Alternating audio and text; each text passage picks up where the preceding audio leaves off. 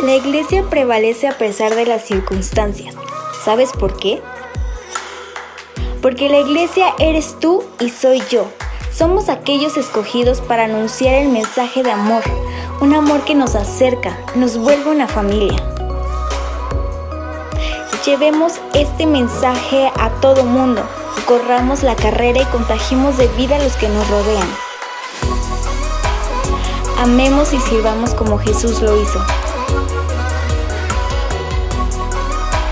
Es tiempo de resplandecer como la iglesia de Cristo.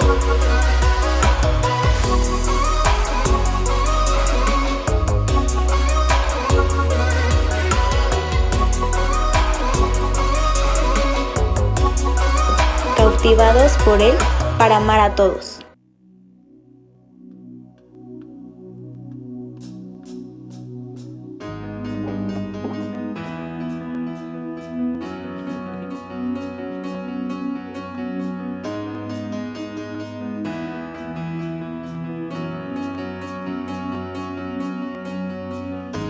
Vienes como el sol al amanecer,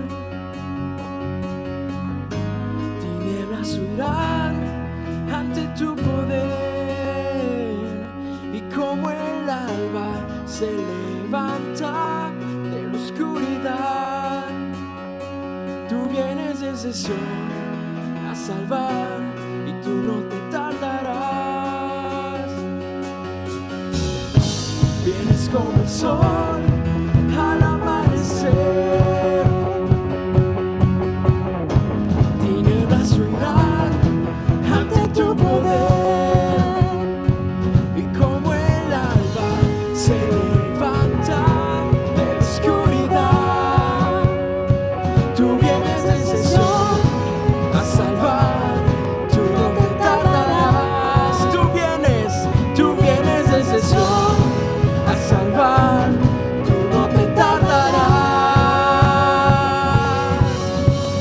Resplandeció, resplandeció, el pueblo esclavo vio la luz, nos libertó, nuestra victoria fue la cruz.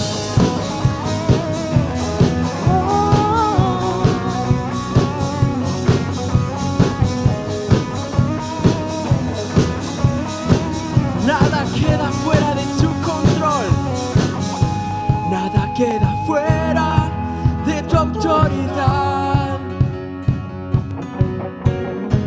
Eres imparable, ¿quién te detendrá? Mi esperanza es la vida que está bajo tus pies. Tú vienes desde Sion a salvar, tú no te tardarás. Tú vienes desde Sion a salvar, tú no te tardarás. Yeah. Resplandeció, resplandeció, el pueblo esclavo vio la luz, nos libertó, nuestra victoria. Resplandeció, resplandeció, resplandeció, el pueblo esclavo vio la luz, nos libertó,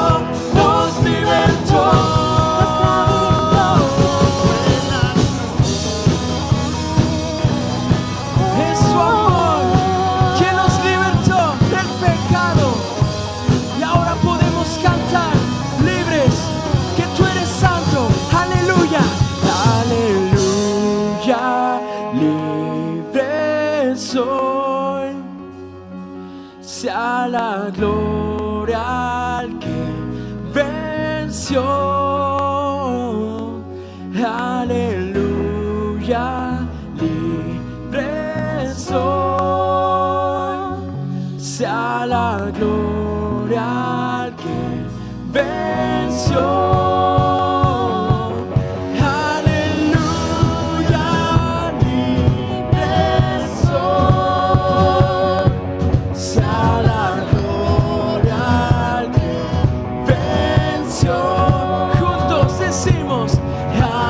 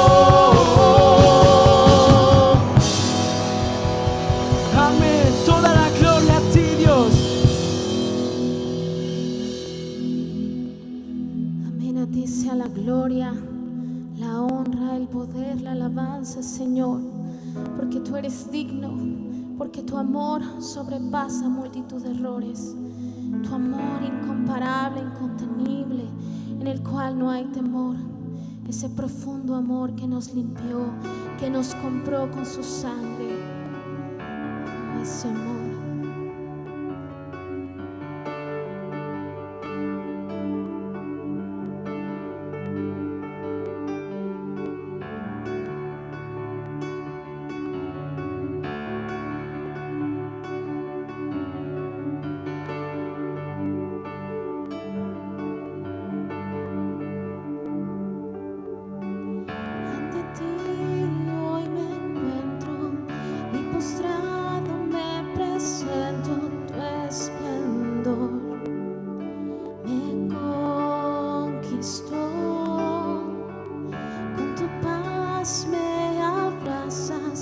Me rodeas con tu gracia, tu amor me inundó, me acerco a ti, te abro mi corazón, mi vida tuya es, ya no hay temor, me rindo a ti.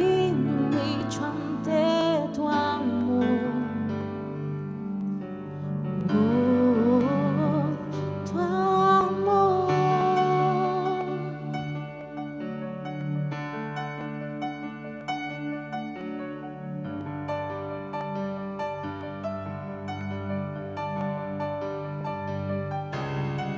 Si me pierdo, tú me encuentras y levantas mi cabeza. Puedo ver tu majestad, me refugio en tu presencia, me cautiva tu belleza. Quiero estar donde tú estás, me acerco a ti, te abro mi corazón, mi vida tuya es, ya no hay temor, me rindo a ti, me humillo ante tu amor, oh, tu amor, tu perfecto amor.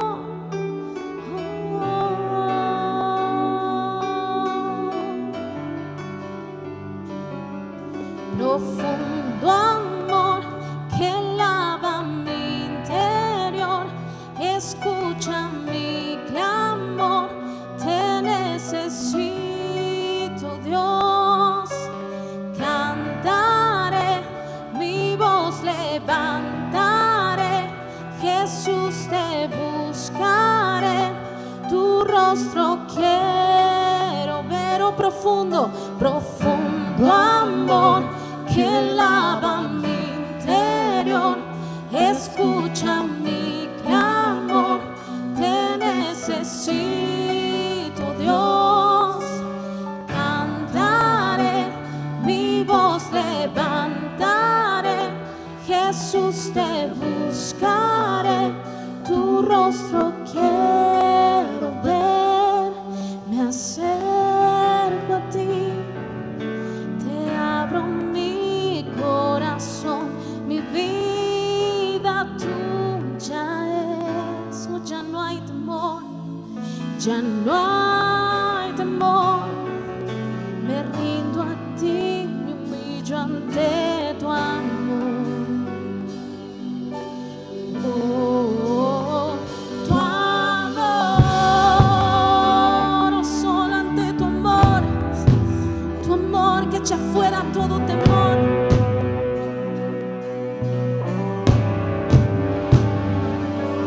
Profundo amor que lava mi interior, escucha mi clamor, te necesito, Dios.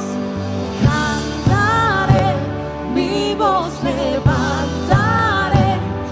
Jesús, te buscaré, tu rostro quiero ver, oh profundo, profundo amor que lava mi interior.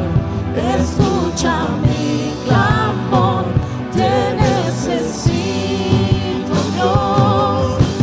Cantaré, mi voz levantaré, Jesús, te buscaré, tu rostro quiero ver, un profundo, profundo amor que lava mi interior. Escucha mi clamor, te necesito, Dios. Cantaré, mi voz levantaré, Jesús, te buscaré, tu rostro quiero ver. Me acerco a ti, te abro mi corazón, mi vida tuya es. Ya no hay temor, me rindo a ti, me humillo ante tu amor. Oh, tu amor.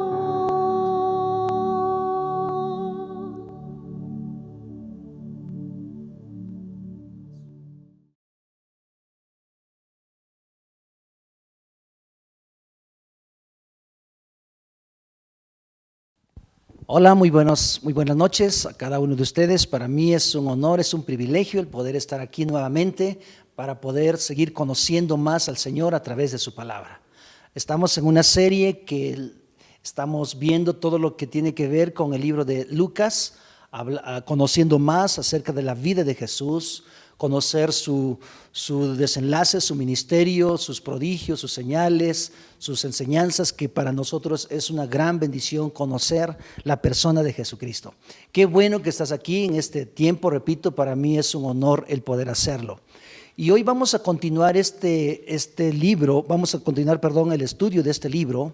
y vamos a ver el capítulo 2 del versículo 1 al versículo 40. Y el tema se llama Lo que tanto esperamos. Lo que tanto esperamos. Cierto que todos en la vida tenemos expectativas nuevas cada principios de año, por ejemplo. Todos queremos que nos vaya mejor, todos esperamos una mejor economía, una mejor familia. Todos pensamos a veces salir adelante como personas. Todos tenemos esos anhelos, esos deseos. Ahora, siempre los deseos a veces se cumplen, hay ocasiones que no se cumplen, ¿verdad? Y esa es una situación que tenemos que estar conscientes. Algunas personas, ¿verdad?, se frustran al no ver también cumplidas sus metas, sus propósitos o sus anhelos. Otros realmente se gozan, ¿verdad?, tienen una actitud diferente y esperan el tiempo en las cuales se puedan cumplir. Pero la verdad es que todos en la vida, queremos superarnos, todos. No hay ninguna persona que no quiera superarse en la vida. Por ejemplo, si estás en una carrera, todos desean terminar esa carrera. Si están en cualquier otra disciplina o realizando un oficio, todos quieren ser mejores. Y eso es parte de la naturaleza que Dios puso dentro de nosotros para ir creciendo e ir madurando.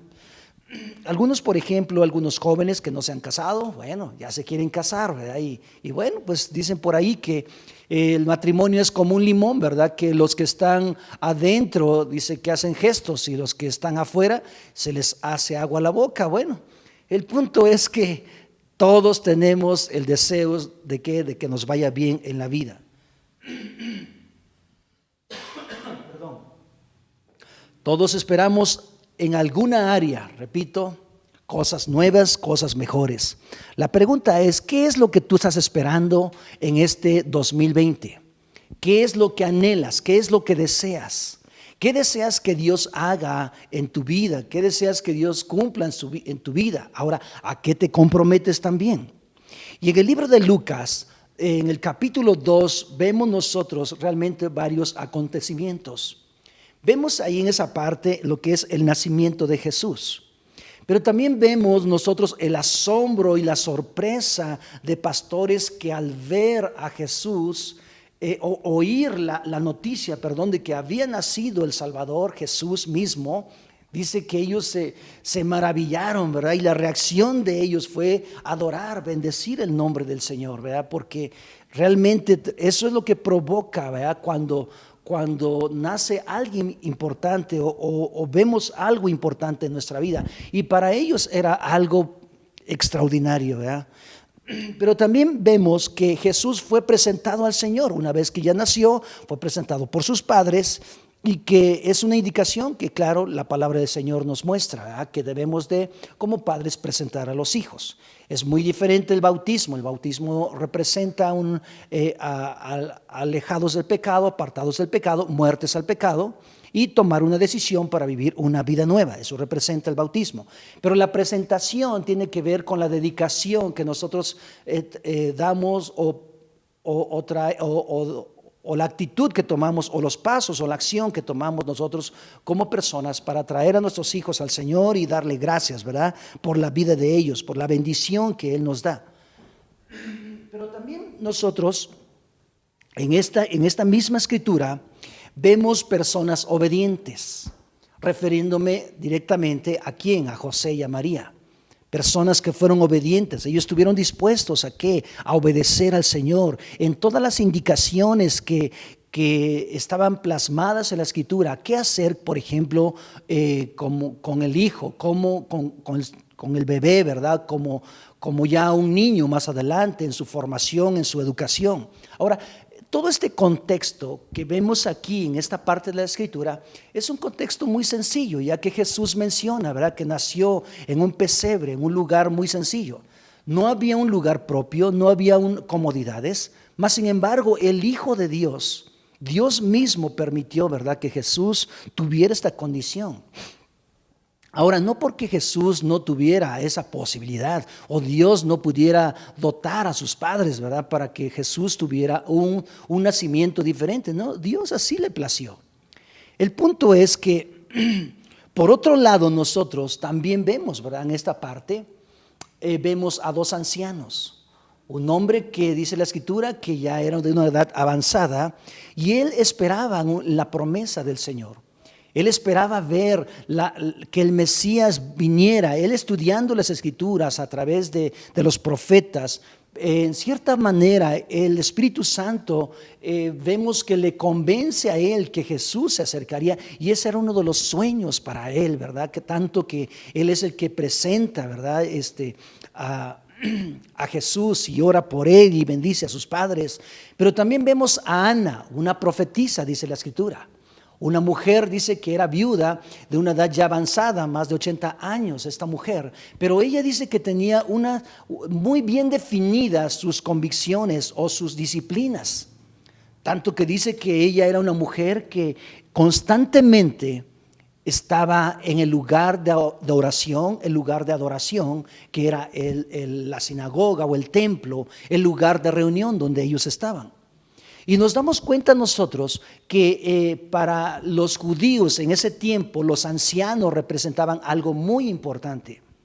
Representaban la sabiduría, representaban la experiencia. Y en cierta manera, cuando ellos están, dice la escritura que Simeón está platicando con los padres, con José y María, llega esta Ana y les confirma, ¿verdad?, acerca de lo que ella percibía de parte del Espíritu Santo, acerca de lo que sucedería en la vida de Jesús.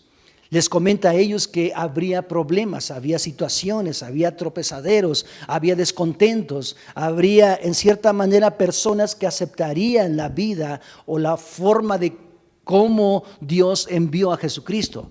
Pero también les menciona, ¿verdad?, acerca de las problemáticas que podrían y que se iban, a desenlazar en ese contexto.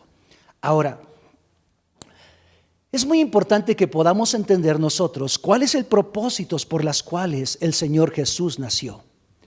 Jesús nació con una misión. Nació, claro, no puedo describir totalmente toda esta parte, pero algunos propósitos por los cuales Jesús nació es primeramente para restaurar la vida del hombre con el Creador de los cielos y de la tierra. Ya que el hombre había pecado, se había apartado de Dios, no podía obedecer a Dios. mandó, dice la Escritura, que Él les habló a los hombres a través de los profetas, de los reyes, a través de los salmos, ¿verdad? A través de la misma Escritura que está descrita, a través de los grandes hombres de Dios. Y dice que no pudiendo el hombre obedecer a Dios, dice en Hebreos, dice que ahora en ese tiempo, desde ese tiempo que Jesús nació, nos ha hablado a través de Jesucristo. Y es a través de Jesucristo como el hombre puede reconciliarse con Dios. Es a través de Jesús como el hombre puede vencer el pecado. No hay otra forma, no hay otro recurso, ¿verdad?, que tengamos nosotros a nuestro alcance para tener una vida diferente. ¿Qué más? Otro plan y otro propósito por los cuales Jesús vino. Él vino a pagar el precio del pecado del hombre. Realmente ese precio fue, Él ofreció su vida. No había otra manera de cómo pudiera el hombre ser justificado delante de Dios. Jesús pagó ese precio de ese pecado, de esa falta, ofreció su vida en una manera extraordinaria. Entonces, el plan y propósito de Dios, número 1, fue para que el hombre tuviera una relación. 2, vino para qué? Para que el hombre pudiera ser libre, ¿verdad?, de esa culpabilidad en la cual trae el pecado. Pero también vino con otro plan y otro propósito para sanar sus heridas, sus dolores, sus tristezas, sus angustias, sus debilidades, fortalecer esa parte, ¿verdad?, donde el hombre desafortunadamente tendemos ¿a qué? Hacia el pecado. Entonces Jesús vino, si nos centramos a esos 3 planes, la verdad es que ese es el plan divino de Dios, proveyendo la vida de Jesús para nosotros desde hace 2020 años hasta este tiempo. Jesús, quiero mencionarte que Él está ahí siempre para bendecir nuestra vida. Ahora, ¿por qué? Porque toda persona necesita ser amada. Todos necesitamos ser amados. Todos necesitamos que se nos perdone. Y Él nos ha perdonado cuando nosotros venimos a Jesús. Él nos perdona. Pero también toda persona necesita ser dignificada en la justicia de Dios. Y la palabra del Señor nos dice que Jesús es nuestra justicia. Él abogó por nosotros. Él es nuestro abogado por excelencia. Entonces, toda persona necesita una dignificación, necesita una dignidad. ¿Y quién es el que nos da esa dignidad? El Señor Jesucristo nos da una posición. Dice que somos su pueblo. Dice que somos real sacerdocio. Dice que somos la niña de sus ojos. Dice que somos la luz del mundo. Somos la sal de la tierra. Somos embajadores de Él. Entonces Jesús nos da a nosotros que una identidad como personas. ¿Por qué entonces Jesús vino también a la tierra? Para que el hombre pudiese ser libre. ¿Libre de qué? Primeramente de la ira de Dios. Porque el hombre sin Dios está destinado a experimentar la ira de Dios, ser llevado a un lugar de tormento y después la ira de Dios en su vida. Todo hombre entonces necesita ser libre. Y cuando el hombre también no es libre en la tierra o en el tiempo en el cual vive, el hombre se frustra. El hombre vive frustrado, vive vacío. Y entonces necesita ¿qué? Necesita a Cristo, necesita ser libre de todo ello, porque la misma frustración da a luz la depresión emocional que está tan de moda en la actualidad. Muchas personas sufren una depresión tremenda por una culpabilidad en sus vidas. En los últimos 50 años se dice que una de las enfermedades más fuertes que han estado en el hombre, que se han traducido en su cuerpo, pero empieza en su mente y tiene que ver con las emociones. Y Jesús mismo vino ¿a qué? A quitar, a pagar esa culpabilidad por causa del pecado. Entonces, Jesús vino a darnos también esa paz que tú y yo necesitamos. Jesús menciona precisamente, dijo, mi paz les dejo, mi paz les doy. No la doy, dice, como la ofrece este mundo, como la da este mundo.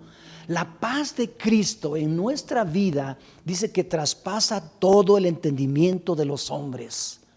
O sea, el hombre no lo puede entender, no lo puede comprender, no puede obtener una paz, ¿Por causa de qué? Del pecado mismo. Pero Jesús vino ¿a qué? A dar paz, una paz que sobrepasa toda expectativa del mundo, toda situación de nuestra humanidad. Entonces Jesús es nuestra paz. La Escritura nos menciona que la paz es un fruto del Espíritu, nos habla en el libro de Gálatas. Pero también Jesús nos ofrece a nosotros se dio a nosotros porque nosotros necesitamos tener recursos, tener herramientas para vencer las cosas que desafortunadamente nuestra naturaleza que tiende hacia hacer lo malo no puede vencer. En otras palabras, Él nos pone herramientas, nos da recursos, nos llena de su poder para que tú y yo entonces, ¿sabes qué? Podamos vencer las cosas que no podemos. Realmente no podemos. ¿Cómo qué? Todos tendemos a nuestra naturaleza, pero tiende a ser pleitista, a los pleitos. No podemos vencer.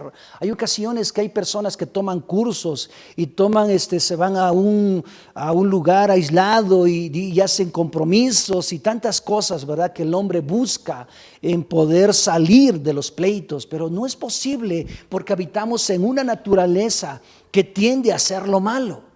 Pero el Señor ofreciendo su vida, entonces ¿qué pasa? Ahora tenemos nosotros, y aceptando ese sacrificio que Él hizo, por nosotros en la cruz, ahora tenemos una nueva naturaleza.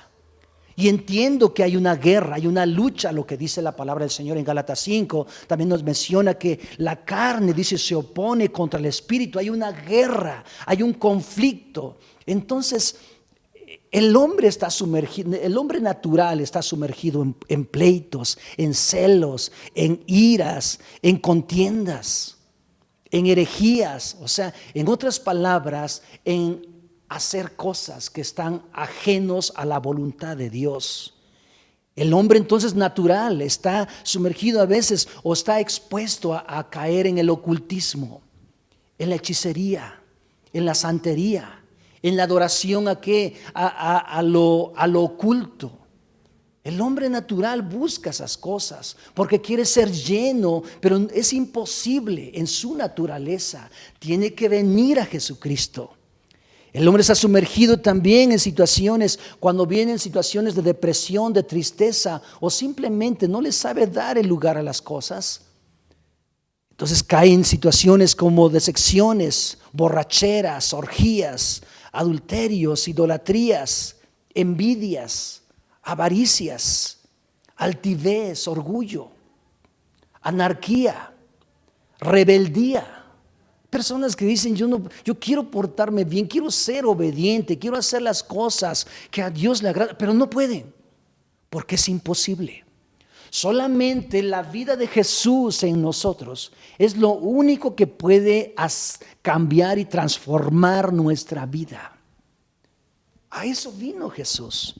Mucha gente entonces que vive en su naturaleza, vive en angustias, soledades, temores, vicios, malas costumbres y otras cosas que podríamos estar hablando.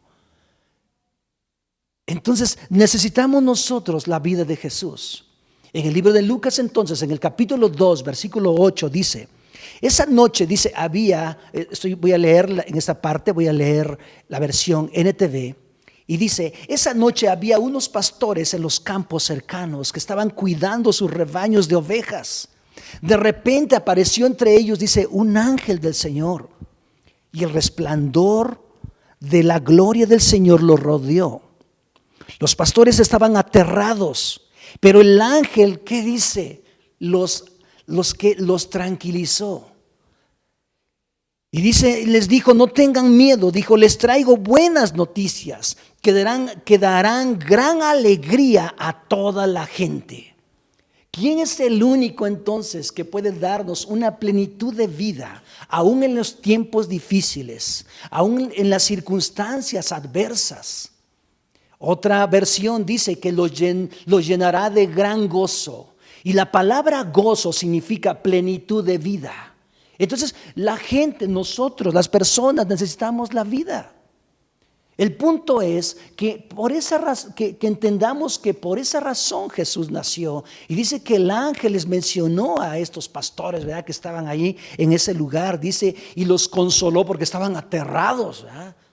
Todos a veces cuando vemos algo, pues olvídate, ya sea que sea de miedo por lo regular, ¿verdad? Caemos en un estado de temor, de angustia, de desesperación, sea bueno, sea malo, si es una sorpresa. Y lo que sucedió aquí es que había ellos en una situación de sorpresa los toma y dice que ellos estaban aterrados, pero el ángel dijo, no tengan miedo, les traigo buenas noticias que darán gran alegría a toda la gente. Versículo 11.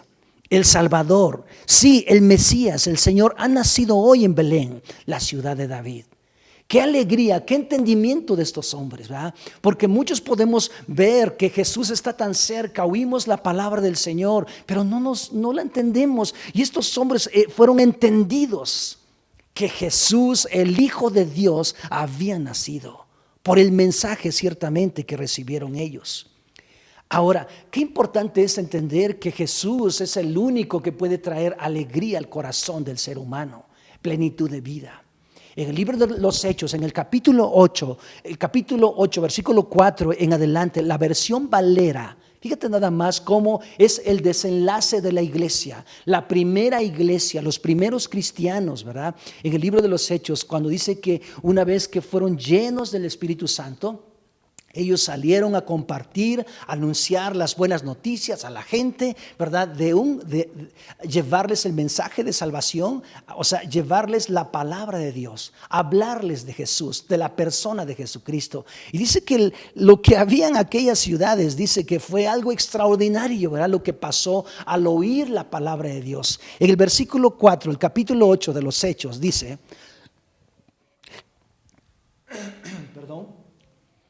pero los que fueron, dice, esparcidos, iban por todas partes, o sea, para ellos no había límite. Dice que una vez que ellos fueron perseguidos, ¿verdad? Porque de inicio, pues bueno, fue una aceptación, pero después vino una persecución enorme.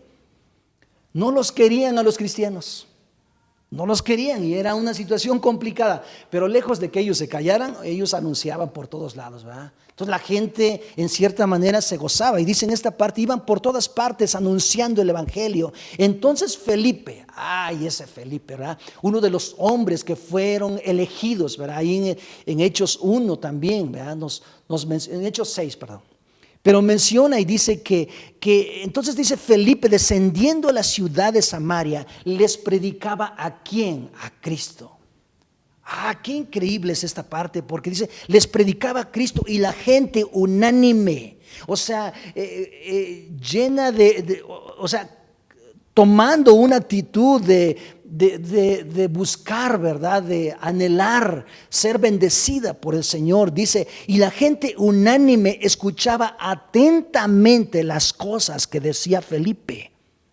¿Por qué? Porque les hablaba de ese Jesús que podría cambiar sus vidas, que venía a darles una dirección de vida, un destino, un propósito. Dice, y oyendo y viendo las señales que hacía, porque muchos que tenían espíritus inmundos, salían estos dando grandes voces, y muchos paralíticos y cojos, dice, eran ¿qué? Sanados. Eso es lo que ocasiona Jesucristo, el Hijo de Dios, libertad a los cautivos. Por eso vino Jesús, para dar libertad y vida a las personas. Y dice que cuando oían el mensaje que daba Felipe, dice que muchas personas eran libres. Eran libres. Y qué importante es que tú anheles una libertad en tu vida. Quizá no puedes salir de muchas cosas, situaciones que estás sumergido, de lo que hablamos ahorita, ¿verdad? Situaciones, Jesús puede hacerte libre, porque menciona, dice que ellos al oír el mensaje de Felipe que predicaba a Cristo, dice que porque de muchos que tenían espíritus inmundos salían estos dando grandes voces, y muchos paralíticos y cojos que eran sanados. Versículo 8. Así que había gran gozo, dice, en aquella ciudad. Y es lo mismo que está hablando precisamente aquí el ángel, ¿verdad? Cuando se les aparece a los pastores, ¿verdad? Y les dice, traerá gran alegría a todas las personas. Y esa es una realidad. Dice que aquí la gente estaba gozosa, alegre, porque muchas personas eran bendecidas. Y no dudo que tú y yo somos bendecidos porque tenemos a Cristo. Oye, y eso me emociona. Ahora, ¿qué más observamos nosotros en esta escritura, en estos pasajes? Vemos nosotros, repito, a un hombre llamado Simeón, ¿verdad? El anciano que hablábamos hace un rato antes. Y vemos también a Ana, la anciana, ¿verdad? Una mujer que estaba ahí hablando siempre con Dios, teniendo una relación tan íntima, justa, una mujer viuda, dice que de muchos años, mas sin embargo siempre dependiendo de Dios y Dios confirmando su palabra a través del Espíritu Santo. Y cuando llega José y María, bueno, les confirma, ¿verdad?, lo que ella había recibido. Qué increíble es esto, ¿verdad? Versículo 39 dice, una vez que los padres de Jesús, dice, cumplieron con todas las exigencias de la ley del Señor, regresaron a su casa en Nazaret de Galilea. Allí el niño crecía sano y fuerte. O sea, menciona, ¿verdad?, que una vez que tuvieron ese encuentro con estos hombres justos, estos hombres importantes en ese momento, dice que ellos habían hecho ya toda esa parte, ¿verdad?, de lo que la ley les mencionaba, la palabra les mencionaba que hiciesen. Y fíjate nada más, me llama la atención porque en el versículo 40 dice, allí el niño crecía sano y fuerte. Y eso es lo que sucede cuando hay padres que pueden obedecer la palabra, que toman decisiones firmes de depender de Dios. ¿Sabes qué pasa? El respaldo de ellos es que el fruto de esa búsqueda, de ese anhelo de poner en práctica, ¿verdad?, la palabra del Señor, dice que el fruto es que ellos recibieron en ese momento en la vida de Jesús y vieron en la vida de Jesús, que dice que Jesús crecía sano y ¿qué más? Y fuerte. Si tú quieres tener hijos sanos y fuertes, tenemos que esforzarnos como padres. Si eres un padre, si eres un joven y algún día deseas casarte, tienes que ejercer y vas a ejercer esa paternidad. Si eres un hombre en la cual está a su cargo, ¿verdad?, de algunas áreas, bueno, tienes que ejercer una dirección cumpliendo lo que la Biblia nos menciona. ¿Quién es el único entonces que puede ayudarte? El Señor, el Espíritu, a través del Espíritu Santo. Estaba lleno, dice, de sabiduría este niño, y el favor de Dios estaba sobre de él. Qué increíble tener estos padres, ¿verdad? O ser este tipo de padres, y sea un reto de nosotros, ¿verdad?, el poder decirle, Señor, ayúdame, no sé cómo hacer, no sé cómo educar, cómo direccionar, cómo corregir a los hijos, ayúdame. Aunque ya sean grandes, tú y yo tenemos que pedir la ayuda y la guianza de Dios. Nadie de nosotros es suficiente. En todo tiempo estamos aprendiendo, pidiendo día a día. Entendemos que día a día sus misericordias son nuevas. Entonces día a día el Señor puede derramar cosas nuevas en tu vida y en mi vida, para que así nosotros como padres podamos dar una dirección a la vida de nuestros hijos y ellos puedan seguir creciendo sanos y fuertes. Sanos y fuertes.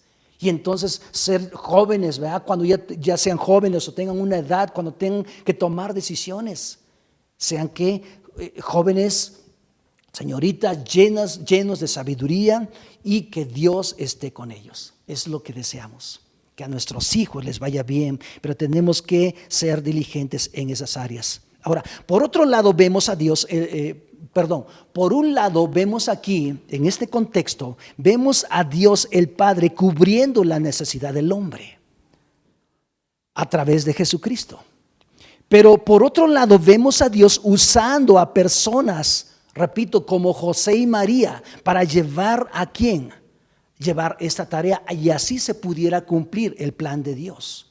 En otras palabras, Dios usa a las personas para que entonces podamos nosotros como personas recibir de parte de Dios, pero también para bendecir a nuestras generaciones. Si tú y yo no pensamos en nuestras generaciones, en nuestros hijos, entonces puede ser que perdamos, que tengamos solamente nosotros una fe y nuestros hijos y nuestras generaciones. Entonces es ahí donde tenemos que aprender, de Dios, a través de la Escritura para que nosotros no descuidemos esa tarea. Ahora, cuando hablo de que nosotros tenemos que responder a las tareas que tenemos, número uno, tenemos que ser responsables de administrar 4 cosas que Dios nos da cuando nosotros nacemos. Tenemos que aprender. Así como los padres de Jesús aprendieron de parte de Dios, así nosotros tenemos que aprender unas cosas importantes de las que vamos a ver. Número uno, tenemos que ser responsables de administrar el tiempo. El tiempo. El tiempo es algo que Dios nos permite ver y observar, pero también vivir en ello. Pero ¿quién es el que organiza el tiempo? Nosotros. Como padres, como jóvenes, como adultos que somos ya, y como niños quizá también tenemos que enseñar a los niños a aprovechar el tiempo. Dice la Escritura, porque los días son malos. Tenemos que aprovechar el tiempo. José y María, ellos aprovecharon su tiempo para darles una formación. ¿A quién? A Jesús. Y Jesús vivió solamente 33 años y medio y cumplió así el plan de Dios. Cuando era adolescente, dice la Escritura que él ya tenía un contexto de la Escritura misma, tanto que lo encontraron sus padres, dice, en el templo haciendo preguntas y respondiendo preguntas. Jesús, en base a la educación que sus padres establecieron, Jesús pudo acabar su ministerio, su trabajo, su propósito. Así nosotros tenemos que aprovechar el tiempo, la duración. Ahora, hay que entender que la duración de nuestra vida está en las manos de Dios. Repito, la duración de nuestra vida está en las manos de Dios. La calidad de nuestra vida está en nuestras manos. En nuestras manos, la calidad. La duración de la vida está en las manos de Dios, pero la calidad de nuestra vida está en nuestras manos. Y cuando hablo de nuestras manos, estoy hablando de que tenemos que cuidar ciertos aspectos. Ahora, cuando hablo del tiempo, recordemos algo que la Biblia dice en Eclesiastés, dice que todo tiene su tiempo. Tiempo de nacer y tiempo de morir. Tiempo de comer y tiempo de abstenerse. Tiempo de llorar y tiempo de reír. Habla que todo tiene su tiempo. El problema es que nosotros no sabemos administrar el tiempo que Dios pone delante de nosotros. El tiempo es un recurso valiosísimo que tenemos que aprovecharlo. Solamente estamos un tiempo nosotros aquí en la tierra, un tiempo en esta generación, y tenemos que aprovechar el tiempo. Ahora, ¿qué más? Número 2. Tenemos de parte de Dios un cuerpo. Cuando nacemos, Dios nos da un cuerpo. ¿Por qué nos dio un cuerpo? Para que nosotros podamos vivir en un mundo material. Y este cuerpo está dotado de sentidos. Está dotado de células, está dotado de emociones, de sentimientos. Tenemos cuerpo, alma y espíritu. Pero hablando de nuestro cuerpo, tenemos que cuidar nuestro cuerpo. Y no estoy hablando que caigas al narcisismo, donde tengas un culto a tu cuerpo. Lo que estoy hablando es que sepamos cómo administrar el cuerpo, cómo cuidamos el cuerpo, recordando que nuestro cuerpo es la casa, el lugar, la morada donde Dios habita.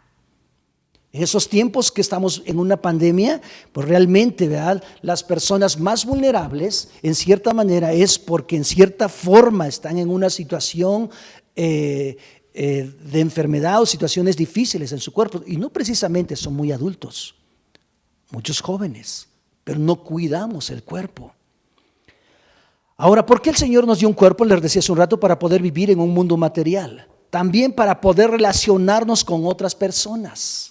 A través de nuestro cuerpo nosotros podemos hablar, podemos relacionarnos sanamente, pero también para hacer la voluntad de Dios. Por esa razón nos dio un cuerpo. Y en el libro de Romanos, capítulo 12, versículo 1, la versión NTV menciona y dice: por lo tanto, amados hermanos, les ruego que entreguen su cuerpo a Dios por todo lo que Él ha hecho a favor de ustedes. Él nos dio un cuerpo, ¿para qué? Para que podamos bendecir el nombre de Dios.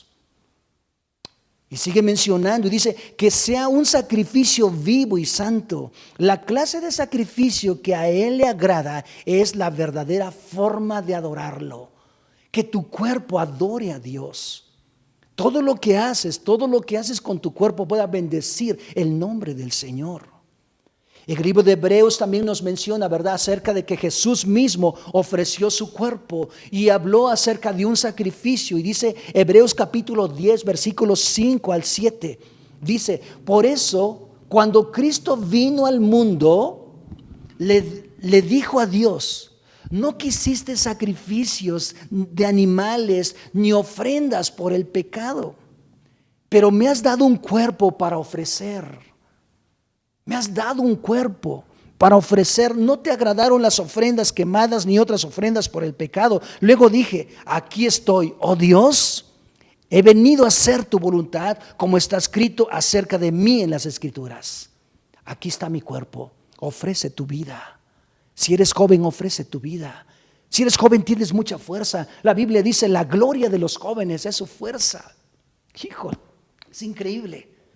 Pero da tu juventud a Dios. Ofrece tu juventud. Quizá tú digas, bueno, es que eso es para gente adulta, eso es para gente que no tiene que hacer.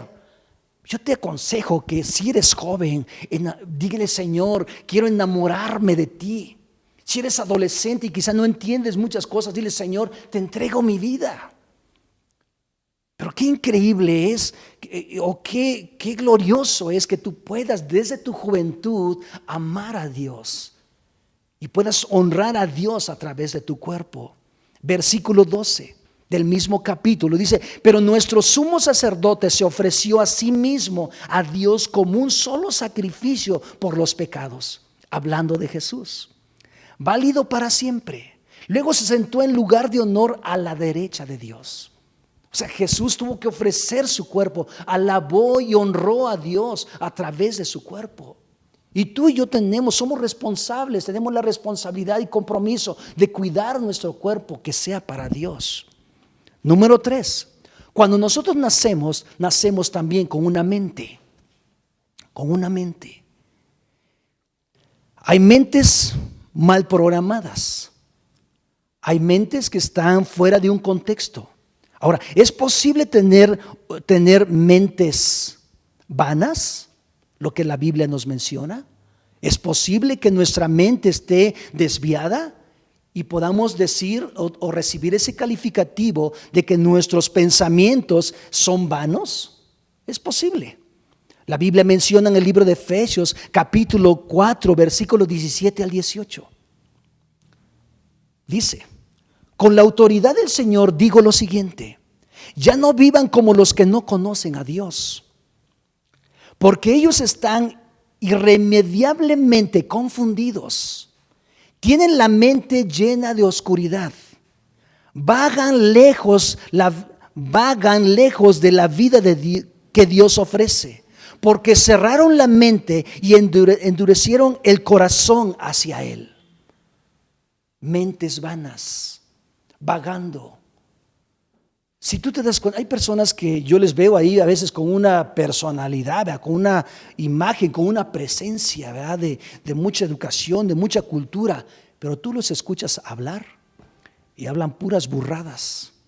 Perdón, ¿verdad?, por el término, yo sé que tú eres muy culto, ¿verdad?, pero el punto es que lo que hay en el corazón habla la boca.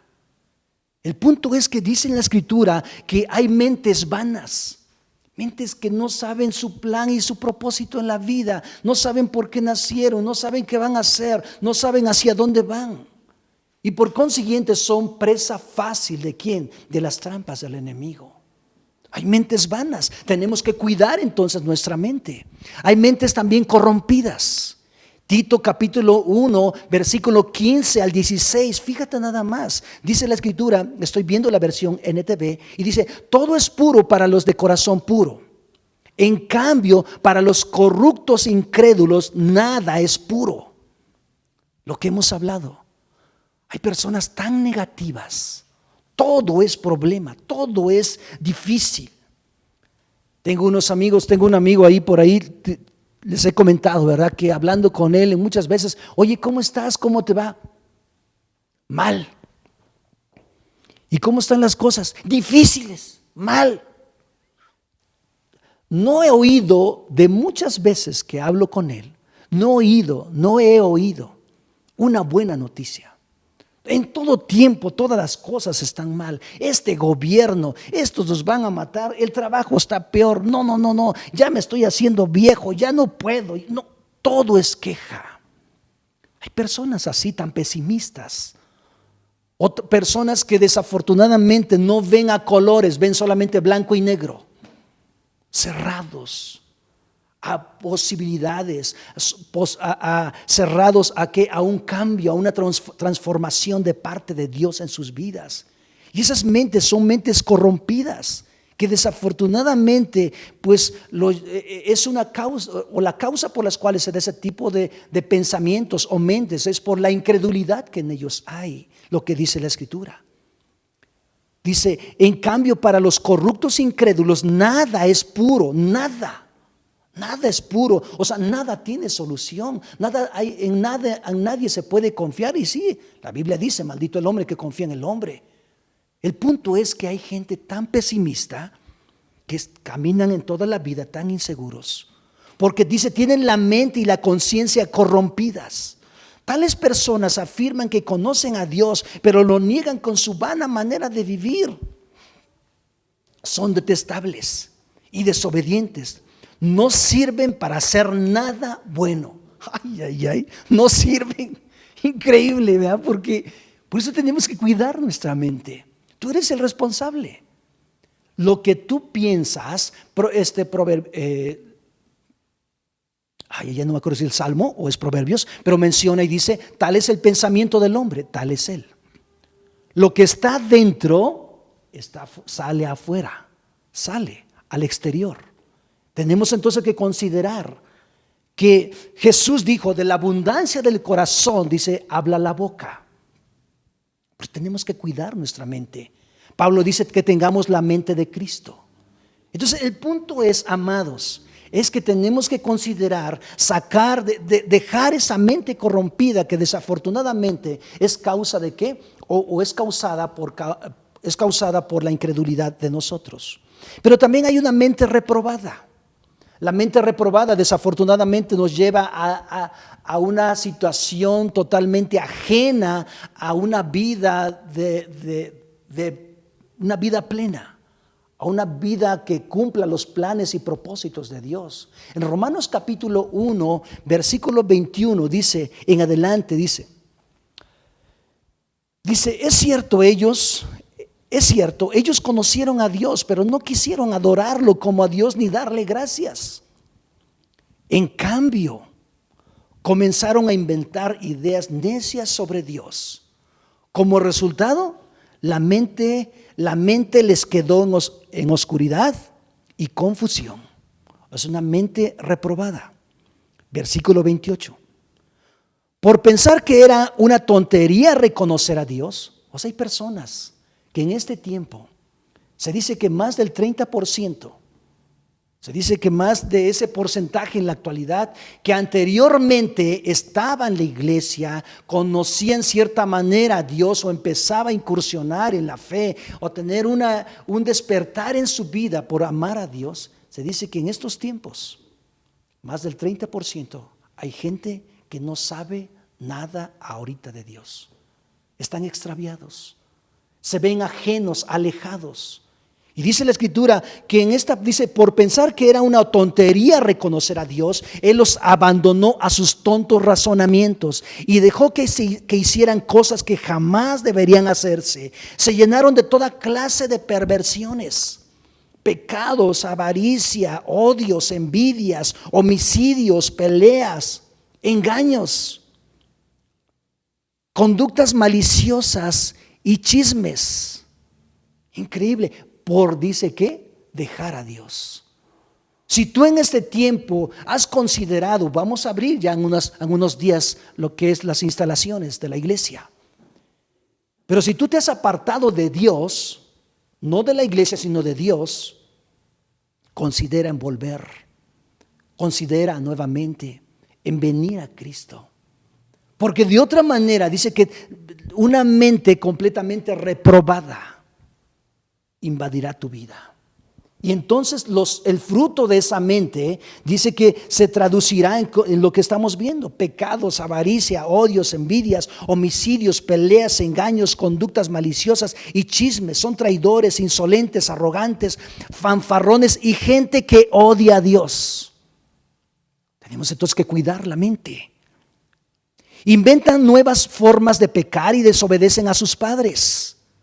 O sea, yo me percato, ¿verdad? Cuando hay personas que se olvidan de Dios, se traduce en la honra a sus padres.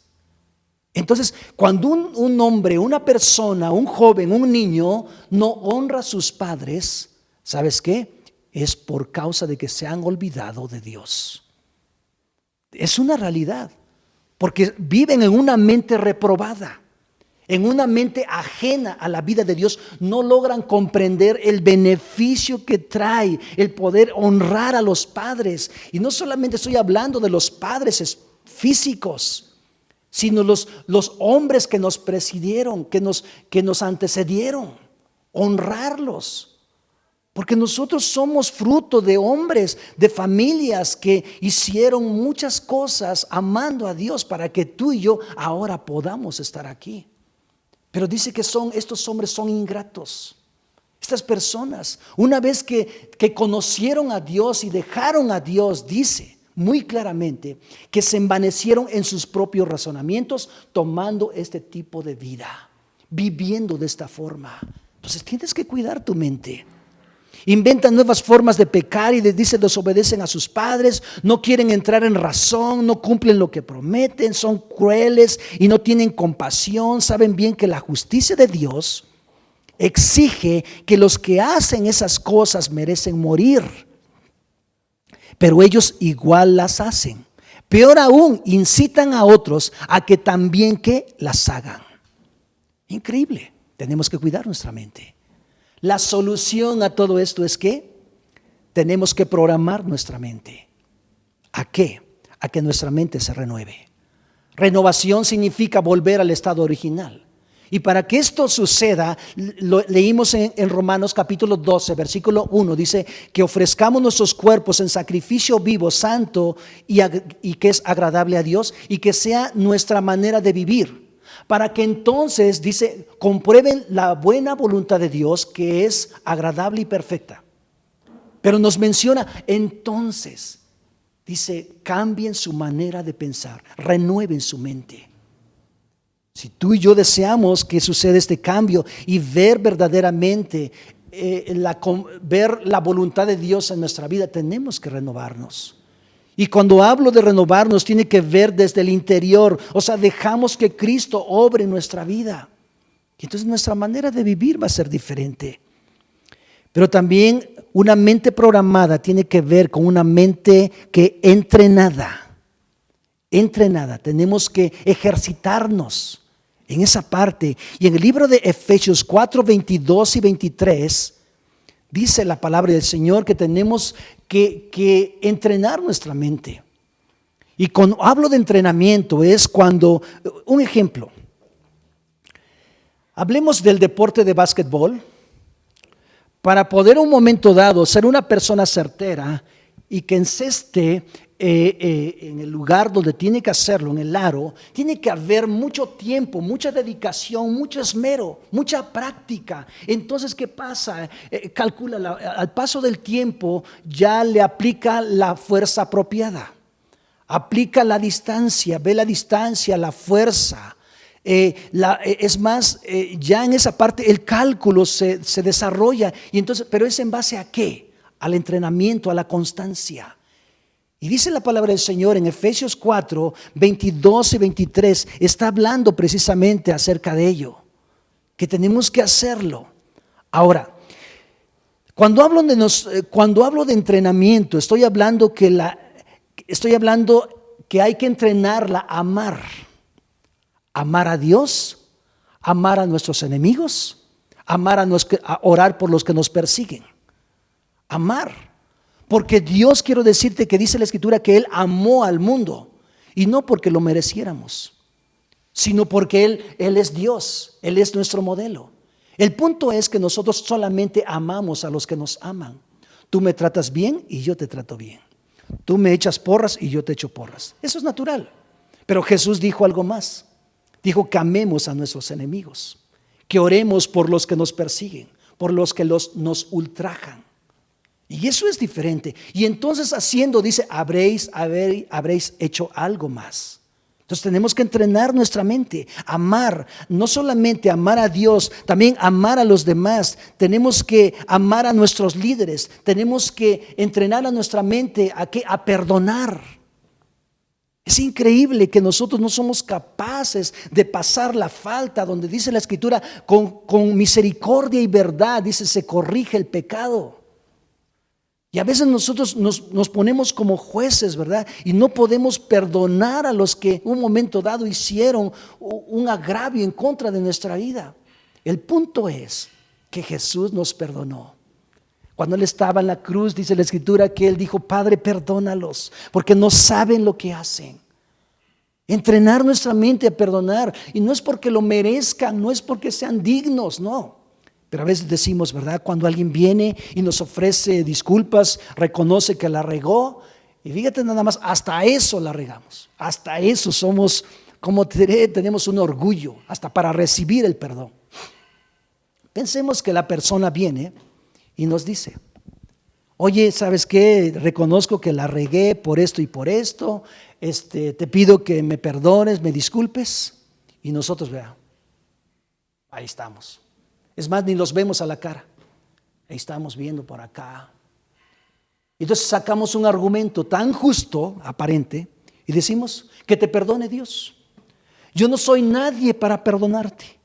Que te perdone Dios, por favor.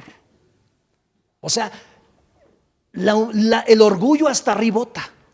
Si Él te está pidiendo perdón, recibe el perdón. Perdónalo, suéltate. Suelta ese perdón hacia Él, así como Cristo, dice la Escritura, nos perdonó a nosotros, así nosotros perdonar a los que nos ofenden. El Padre nuestro, Mateo 6, menciona acerca de ello. Y dice, y perdónanos como también nosotros perdonamos a los que nos ofenden. El punto es que nosotros no entrenamos nuestra mente para perdonar. Entonces tenemos que ser libres del odio, del rencor, y hay que entrenar nuestra mente. Ahora, cuando hablo de entrenar nuestra mente para perdonar a los líderes, cierto, nosotros como líderes o servidores cometemos muchos errores y ofendemos a veces con palabras, actitudes, o no usamos la forma correcta quizá que tú esperas, y eso te ofende, aunque sea una verdad, pero eso te ofende. Perdónanos. Si yo te he ofendido, perdóname, ¿verdad? Perdóname, reconozco y busco la manera y buscaré la manera de ser mejor hombre para no dañar tu vida. El punto es que nosotros a veces, repito, no perdonamos. Y entonces, si no perdonamos, dice Hebreos, dice que no sea que brotando alguna raíz de amargura dejemos de alcanzar la gracia de Dios. O sea, viene un resentimiento primero, un odio, un rencor. Y al ratito, olvídate, cuando vemos a las personas, oímos de tales cosas que nos dañaron, nos ofendieron en su momento, nos dañamos. ¿Sabes qué? Al oír esas situaciones o ver esas cosas, nos duele quizá la panza. Y quizá algunos digan, me voy a otra iglesia. Aún te vayas, vas con tu odio. Aún te vayas a la luna, vas con tu odio y no puedes heredar la gracia de Dios. Porque la Biblia dice, no sea que brotando alguna raíz de amargura, dice, dejemos de alcanzar que la gracia de Dios, y por medio de ella, dice, de esa raíz de amargura, muchos sean que contaminados. Hebreos 12. Amados, tenemos que entrenar nuestra mente. Cuando dice la Escritura que esta señora Ana, de lo que estamos hablando, la profetisa, Lucas 2, menciona y dice que les mencionó a José y a María, señores, quiero mencionarles que Jesús, el Hijo de Dios que está aquí, dice, muchos lo aceptarán y muchos no lo aceptarán. Y fue en cierta manera el momento donde los padres de Jesús, que es José y María en su momento, dice la Escritura que ellos se quedaron fríos, ¿verdad? Dijeron, o sea que no todo va a ser color de rosa. Pues no, Señor. Porque Dios mismo permite cosas para que tú y yo podamos crecer. El problema es que agarras tus canicas y te vas. Y no es así. El punto es que nosotros, si tienes algo contra alguien, ve y arréglalas. Si no te escucha, dice la Escritura, ve con otro. Si no te escucha, ve con otro. Y si no te escucha, ve con otros 2 más. Y si no te escucha, entonces dice la Escritura, dice, ni le digas, hermano, ni lo peles, o no sé, ora por él, bendícelo. El punto es, amados, que tenemos que entrenar nuestra mente para poder avanzar. Y por último, ¿qué tenemos que hacer? ¿Qué tenemos que considerar? Hay que descubrir en otros lo que podemos hacer juntos. Hay que buscar la unidad como hermanos. Dice la Escritura en el caso de José, bueno, José solamente se nombra en la Escritura una sola vez, ¿verdad? Muy pocas veces. Algunos historiadores dicen que, bueno, él murió en su tiempo y María creció sola. Pero siempre ellos buscaron la unidad. Ellos no caminaron solos en la vida. Ellos se fiaron de otras personas para confirmar lo que el Señor había puesto en la vida de José y de María, que era el Hijo de Dios. El punto es cuando nosotros caminamos solos. Y no es así. La palabra del Señor también nos menciona en Efesios capítulo 4, ¿verdad? Donde tenemos que conservar la unidad del Espíritu. Caminar juntos. Jesús mencionó en Juan 17, dice, Padre, que sean uno, así como tú y yo somos uno. Entonces, para poder recibir la vida de Dios, ¿qué tenemos que hacer? Caminar juntos, primeramente con Dios, y en segunda, tener comunión entre nosotros como iglesia. De esa manera, entonces, Él dice que el mundo verá que verdaderamente Jesús es el Hijo de Dios y creerá cuando en nosotros hay una unidad. Si eres un pastor, únete con tus pastores. Si eres un líder, honra a los líderes. Que haya una relación tan visible, una unidad con Dios, pero una unidad también como pastores, si eres pastor, una unidad entre líderes, una unidad entre iglesia y líderes, pero en todo tiempo busca siempre la unidad. Busquemos la unidad como iglesia. Me gustaría, amados, que pudiéramos considerar el poder orar hoy en esta preciosa noche. Agradecemos a Dios porque Dios es bueno y Dios es fiel. Eso es lo que esperamos. ¿Qué es lo que espera el Señor? Que seamos uno, así como el Padre y Él son uno. Eso es lo que esperamos. ¿Y yo qué espero en este tiempo? Yo espero que haya un hambre de la palabra. Yo espero que la iglesia, hoy que volvamos a estar unidos en los edificios, podamos caminar juntos y hacer la obra de Dios. Ahora, si no fuera posible prontamente, bueno, caminar juntos, esforzarnos, ¿verdad? Para promover la unidad del Espíritu, la unidad entre nosotros. Me gustaría que podamos orar todos. Padre, hoy en esta noche te doy gracias por esta bendición, Señor, que tú nos das, el poder conocer, Señor Jesús, un poco de tu palabra. Yo te pido, Señor, que tú bendigas la iglesia de Fuentes, bendigas las iglesias, Señor, vecinas, bendigas, Señor, las iglesias en nuestra ciudad, bendigas las iglesias, Señor, en nuestro país.